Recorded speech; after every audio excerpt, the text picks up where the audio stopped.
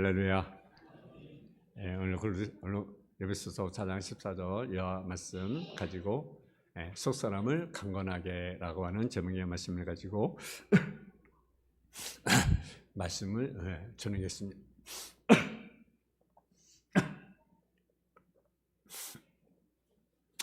10절을 보니까 그의 영광의 풍성함을 따라 그의 성령으로 말미암아 높은 속사람을 능력으로 강건하게 하시며 라는 말씀이 있습니다.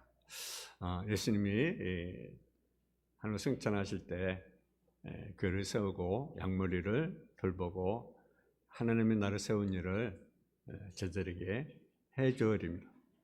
근데 누가 일을 할 수가 있는가? 가슴이 뜨거운 사람이 할 수가 있습니다. 성령이 강건한 사람만이 할 수가 있습니다.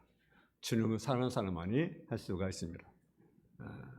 주님을 뜨겁게 사랑하는 사람, 심령이 강건한 사람이 주님이 주신 사명을 감당할 수가 있습니다. 여러분의 과거의 우리의 삶이 어떻습니까? 자랑스러웠습니까? 아니면 부끄러운 모습입니까? 여러분 어떻습니까? 과거에 우리가 열심을 가지고 주님을 섬겼습니까? 아니면 주님의 일에 게을렀습니까? 이것이 중요한 것이 아니라 지금 현재 내 심령이 강건하라는 거죠. 지금 내 심리에 불이 붙어 있는 것이 중요합니다. 지금 내가 성령의 충만한 가운데 있는 것이 중요합니다. 그래서 우리는 여러분의 심령이 강건해지시기를 주님의 이름으로 축원합니다. 우리 가슴이 주님의 사랑으로 채워져야 됩니다. 우리가 성령의 충만함을 입어야 됩니다. 심령이 강건함을 가지고 하나님을 예배하고 주님 없는 길을 섬기고 봉사하며 우리가 살아가야 됩니다.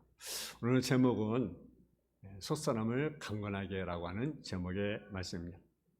첫째로 세상의 모든 사람은 병이 들었습니다.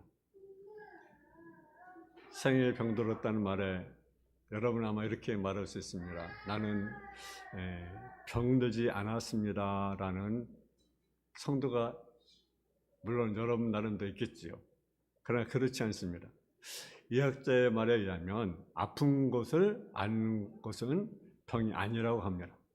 근데 우리 몸이 아픈 것을 느끼는 것은 얼마든지 약이나 의술로 어떻습니까? 치료가 가능한데 제일 무서운 것이 뭐냐? 아픈 것을 모르는 것에 있다라는 거죠. 아픈 걸 모르는 거예요. 밥을 먹어도 걸어가도 아픈 데를 모르다가 하루아침에 사망 진단을 받습니다. 이 사람은 아픈 줄 모르는 것이 무서운 것입니다. 의학자의 말에 의하면 육체의 병은 몇 퍼센트냐? 여러분 몇 퍼센트일 것 같아요? 육체의 병. 육체의 병은요, 한 25% 정도 된다라는 거죠. 근데 마음의 병, 정신적인 병이 뭡니까? 75%라고 하는 거죠.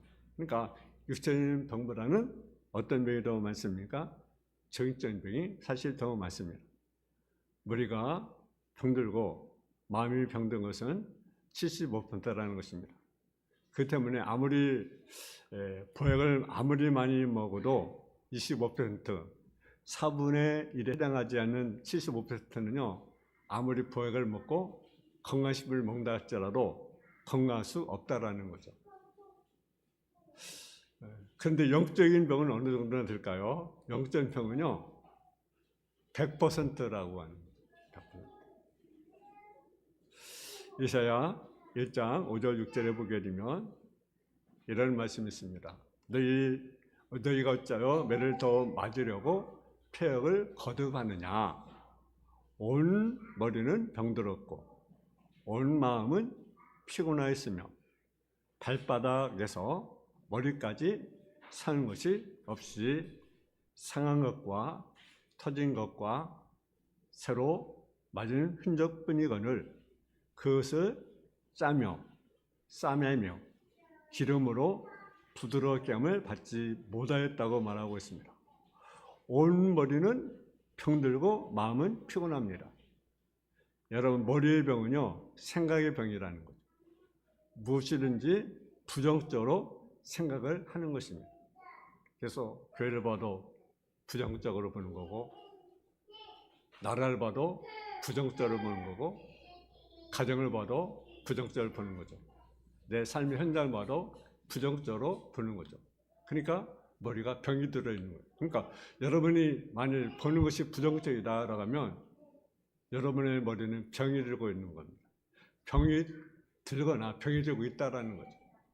여러분, 우리는 모든 걸요 좋게 보여야 됩니다. 하나님은요 협력하여 뭘 이루십니까? 선을 이루십니다. 그러니까 모든 과정은 하나님을 이루는 과정이에요. 부정적으로 보지 마세요. 여러분, 또 마음이 피곤하다는 것은요 무엇입니까? 마음에 병이 들어있다는 것입니다. 또 머리에서 발끝까지 영적으로 100% 병들어 있는 것입니다. 온 인류와 세상이 병들어 있다는 것입니다. 우리 성도들은 강건하기를 주 여러분 축원합니다. 여러분의 가정도 건강하기를 주 여러분 축원합니다. 제가 건강하기를 주 여러분 축원합니다. 두 번째는요, 내가 병든 것을 알아야 된다라는 거죠. 우리 육신의 병은 증상은 확연히 알 수 있지만 영적인 병은 어떻게 할 수가 있겠습니까? 이것은 세 가지 증상이 있습니다. 영적인 병이 된 것은 하나는요, 병든 자는 밥맛이 없습니다. 밥맛이 있는 사람은 건강합니다. 나이가 많아도 밥맛이 있는 사람은 건강합니다. 근데 나이가 어리거나 젊어도 밥맛이 없는 사람은요 문제가 있는 것입니다. 여러분, 아내가 아무리 식품 학과를 나오고 정성껏 아침부터 맛있는 음식을 준비할지라도 건강하지 못하면 밥맛이 없는 거죠. 병든 사람은 밥맛이 없듯이 영적으로 병든 사람은요 하나님의 말씀이란 감격이 없는 것입니다. 신명기 8장 5절에 보면 너를 낮추시며 너로 지르게 하시며 또 너도 알지 못하며 세상을 알지 못하는 만나를 내게 모신 것은 사람이 떡으로만 살 것이 아니야 하나님으로는 모든 말씀으로 살 것이다. 그것을 알게 하련다. 내가 병들은 걸 알려면 어떻습니까? 말씀에 대한 반응을 보면 알 수가 있습니다. 건강히 하나님의 말씀을 들을 때 무엇으로 대답합니까? 아멘. 아멘으로 화답하는 거죠. 시편 119편 103절에 보게 되면 주의 말씀이 어찌 내게 그리 단지요 내 입의 꿀보다 더하니다라고 말씀하고 있습니다. 그러니까 말씀이 있는 것이 너무 즐거운 거죠. 말씀이 자꾸 읽고 싶은 거예요. 왜? 말씀 맛을 아니까. 근데 말씀 맛을 모르면 여러분 말씀을 읽으면 어떻습니까? 이게요 이게 안 넘어가는 거예요. 그죠? 말씀을 읽으려도 안 넘어가요. 왜요? 맛을 모르는 거죠. 여러분, 음식도 맛을 자꾸 땡기잖아요. 그런 거래요? 말씀은 마찬가지예요. 내가 말씀에 맛을 알면 말씀이 자꾸 읽고 싶은 거죠. 말씀을 자꾸 삼하게 되는 거죠. 마치 목마른 사슴이 주님을 갈급하듯이 우리 영혼이 말씀을 갈급하게 되는 거죠. 고린도서 1장 20절에 보기를 하나님의 약속은 얼마나 그랬으니 예가 되니 그런즉 우리가 말미암아 우리가 아멘하여 하나님께 영광을 돌리게 되느니라. 그래서 주의 말씀을 할 때 그래는 아멘 아멘으로 우리가 받아들여야 됩니다. 할렐루야. 또 병들가 어떻게 할 수가 있습니까? 무슨 일만 봐도 여러분 들어도 짜증이 나는 거죠. 그냥 내가 병들이는 거예요. 예를 들어 예배 드려야 됩니다. 기도 자리에 나와야 합니다. 여러분 성경을 읽어야 합니다. 여러분 10절을 해야 합니다. 여러분 근데 여러분 어떻습니까? 예를 들어 예배 하는 말씀을 듣습니다. 기도해야 됩니다. 전도해야 됩니다. 여러분 그런데 이것이 되게 부담이 온다. 여러분 말씀을 사모하는 사람, 병들지 않은 사람이 되어지기를 제 이름으로 축원합니다. 속사람이 강건해져야 합니다. 맨 앞에서 아멘하는 사람이 자꾸 뒷자리에 가면요 우리가요 그건 문제가 될 수가 있는 거죠. 오늘 석절 없이 영이 죽습니다. 시편 107편 9절에 보면 그가 상한 영혼에게 만족을 주시며 지른 영혼에게 좋은 것으로 채워 주시미로다. 시편 107편 20절에 보면 그가 그의 말씀을 보내요. 그들을 고치시고 위험한 중에서 건지시는도다. 할렐루야. 또 병든 사람은 어떤 상황이 있었습니까? 마음에 기쁨이 없다라는 거죠. 여러분 마음에 기쁨이 있습니까? 아니 기쁨이 없습니까? 여러분 마음에 기쁨이 없다면 내용이 병들어 있는 거예요. 병든 사람은 마음에 기쁨이 없습니다. 밥을 먹어도 감사하고 밥이 질면 국보라 나니까 감사하고 국이 짜면 물을 부어 먹으면 되지 않습니까? 근데요 어떻습니까? 여러분 어때요? 왜 이렇게 음식이 짜냐? 왜 이렇게 음식이 싱거냐? 왜 밥이 이렇게 지냐? 왜 이렇게 밥이 되냐? 여러분 그럴 때가 있어요 없어요? 있죠. 신라 교회 오기 전에 기쁨과 감사한 마음을 가지고 교회에 와서 말씀 아멘을 받을 때 그 말씀이 양식이고 은혜가 되는 것입니다. 근데 왜 오늘 목사님이 저런 설교를 해? 이렇게 부담으로 다가오면 은혜가 되지 않는 거죠. 은혜가 되지 않는 거죠.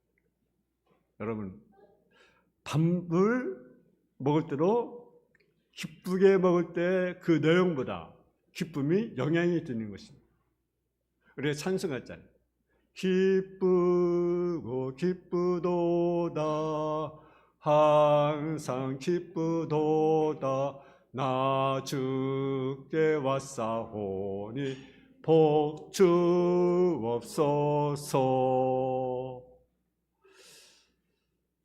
여러분 우리의 기쁨일 때 여러분 기쁨을 가지고 주님께 나올 때 우리에게 뭘 줘요? 복을 준다. 그러니까 우리가 청년일 때 기뻐야 됩니다. 저는요 학교 다닐 때요 이제 학생이잖아요, 그죠? 학생. 옛날에는 저녁에 예배가 있었어요. 저녁 예배, 어린 예배, 그 목요일 날. 그러면 이제 전 학교 다니면 뭐 입었습니까? 옛날에는 뭐 입었습니까? 교복을 입었잖아요. 교복 입고요.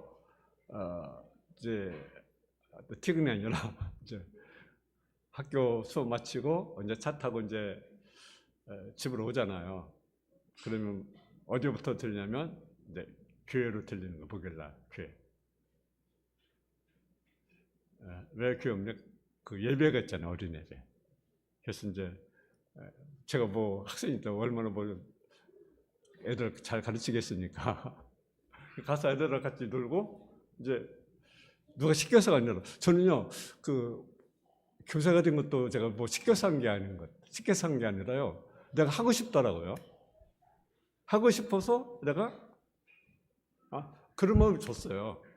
그래가지고 누가 시킨 것도 아닌데 주일날 이제 가서 하고 또 목요일날 그 시골에 가서 그 목요일에 가서 애들 저 오락도 못하는데 저는 오락 잘 못하는데 그냥 뭐 수건 들기도 하고 막 그렇게 했어요.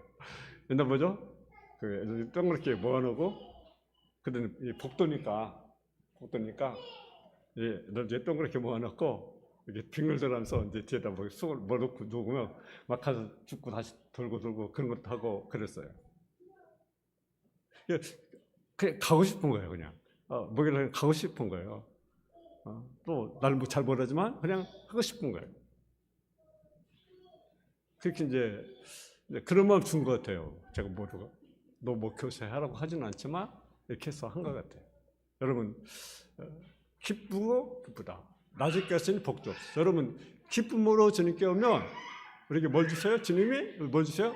복을 주신다. 복을 주신다. 근데 여러분 내 마음에 기쁨이 없다는 것은 무엇입니까? 내가 뭔가 병이 졌다는 거죠.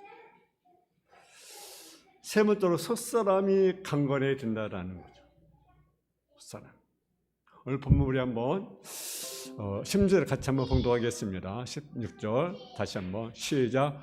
그 영광의 풍성함을 따라 그의 성령으로 말미암아 너희 속사람을 능력으로 강건하게 하시오며. 아멘. 속사람이 강건해야 한다라는 거죠. 고린도서 4장 16절에 보면 그러므로 우리가 낙심하지 아니하노니 겉사람은 낡아지나 우리 속사람은 날로 새로워지는도다. 겉사람은요 시간이 지나서 잠깐 낡아져요. 근데 우리가 속사람은 시간이 갈수록 우리가 날마다 더 새로워져야 된다는 거예요. 더욱더 강건해져야 된다는 거죠. 할렐루야. 겉사람 육에 속한 것입니다. 속사람 영에 속한 것입니다. 넘어서 8장 5절 6절에 보면 육신의 다른 육신의 일을 영역 다른 영역을 생각하느니 육신의 생각은 사망이요 영의 생각은 생명과 평안이다. 내가 그래서 육신의 생각을 따르는지 영의 생각을 따르는지 한번 생각해 봐야 합니다. 그것은 무엇을 할 수 있습니까? 육신의 생각은 여러분 사망을 가져오는 것입니다. 근데 영의 생각이 뭐죠? 생명과 평안이다. 두 가지가 있어요. 내 속에 생명이 있느냐 평안이 있느냐라는 거예요. 내 속에 생명과 평안이 있으면 영의 생각을 하고 있는 거고요. 근데 내가 사망으로 갖고 있다면 그것은 육신의 생각을 하고 있는 거죠. 그러니까 두 가지 생각을 하고 있을 수 있겠네요. 내가 육신의 생각을 하고 있는지 아니면 영의 생각을 하고 있는지. 또 이것이 늘 이렇게 갈등할 때가 있어요. 내 육신을 따를 것인 영을 따를 것인 늘 갈등할 때 있어요. 근데 내가 영을 따르길 원합니다. 속이 날로 새롭다고 하는 것은 무엇입니까? 건강을 위해서 물을 잘라서 김연하게 해서 물을 자랐을 때 속이 새까맣게 되어 있는 것 이런 것은 속이 흡해한 것입니다. 10년 골수까지 새맣게 벗겨 있는 것 이것이 병드는 것이 아니 무엇이겠습니까? 과일도 마찬가지죠. 살 때는 흠이 없어서 맛있게 잘 샀는데 속에서 막 어떻습니까? 변해 있는 것들이 있잖아요. 그죠?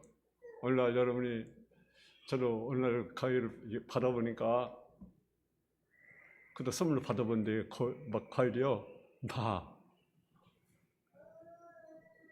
속이 별로 좋지 않은 그런 것들이 많더라고요.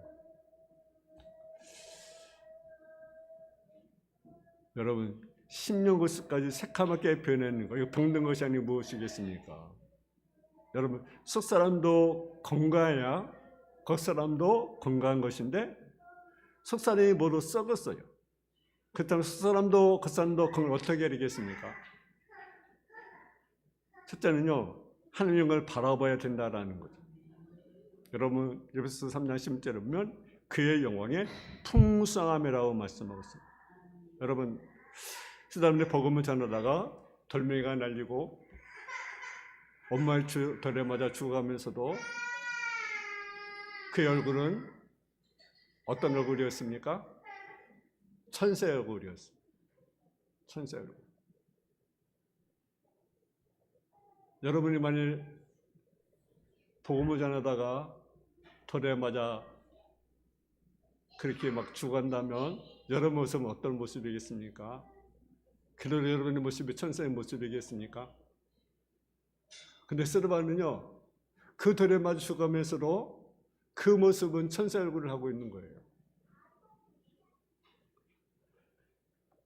왜? 하나님의 영광을 보고 감격했기 때문에 그렇습니다.